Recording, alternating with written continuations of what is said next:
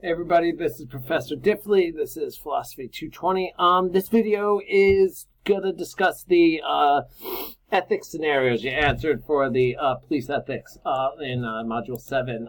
And why I'm doing this because there was a lot of problems with these in the way you answered the questions, and because you're going to have more of these in the most recent module for correctional ethics. You're going to get the same types of scenarios. You're going to have to do the same thing, and you're going to see these on the final. So let's talk about some big issues here. The biggest issue is, well, one, a lot of you just rushed through these and leaving over an hour on the clock and wrote like 2-sentence answers, which not even close to completing what you needed to do. You had to go through these and actually analyze them, apply them, and explain them. It literally says you have to state the ethical rules. You have to apply both the IACP and UN codes to each one, and then explain why they apply and what's happened wrong here. The vast majority, you never did that. Many of you never even mentioned the codes. Some of you cited court cases. Not anything I asked. It just said codes of ethics and never tell me which code or what parts of codes. That's the real issue with these exams. If you did those, you weren't getting anywhere near full credit. Some of you did. Those who did it actually did well on those. Some of you forgot some code sections. You're trying to find all that apply. Others never really stated the codes. The rules themselves. They made passing reference, would say code section 1, 2, and 3, but never tell me what they are. You lost some points for that. But the big thing, you have to apply them. So you got to find the rules, right? So you say, let's just look at this one, the UN one. You would find the ethical scenario, right? Here's what it says. Here's the ethical scenario. So what do I got to do? Right? Taking bribes or something like that. You would then go and find the code section or part of the code that talks about this. State it. You had to do this for the journal. Some of you did this.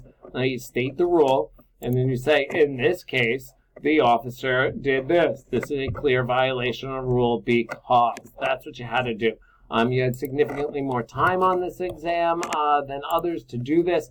Yet people took less time on this exam than others, and a lot of you end up failing as a result, unfortunately.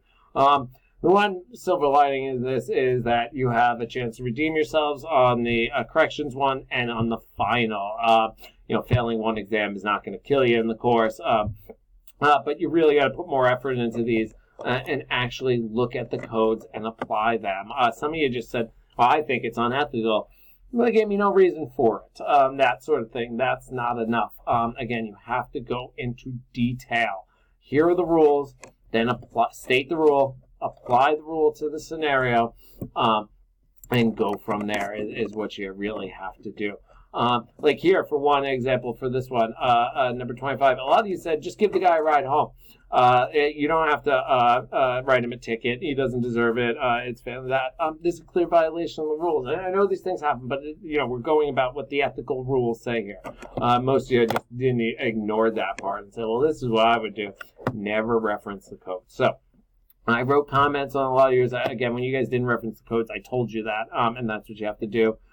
You have to really go through in detail and state these things. So if you have questions on this about the exam, what your grade was, let me know. Contact me. We'll talk about it. You have 2 weeks. The corrections unit module starts today.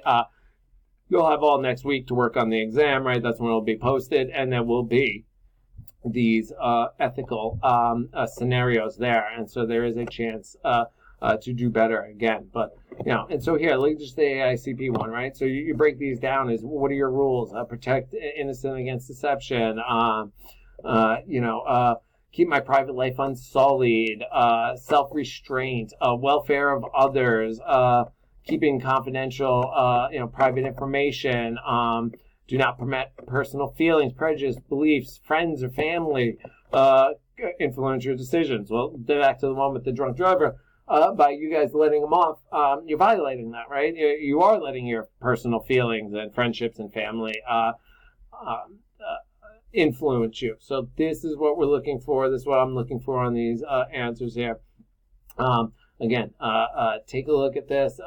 take a look at. If you have any questions on how to apply this, let me know, and I'm happy to work with you. All right, yeah. Again, I'm sure you guys will do better going forward.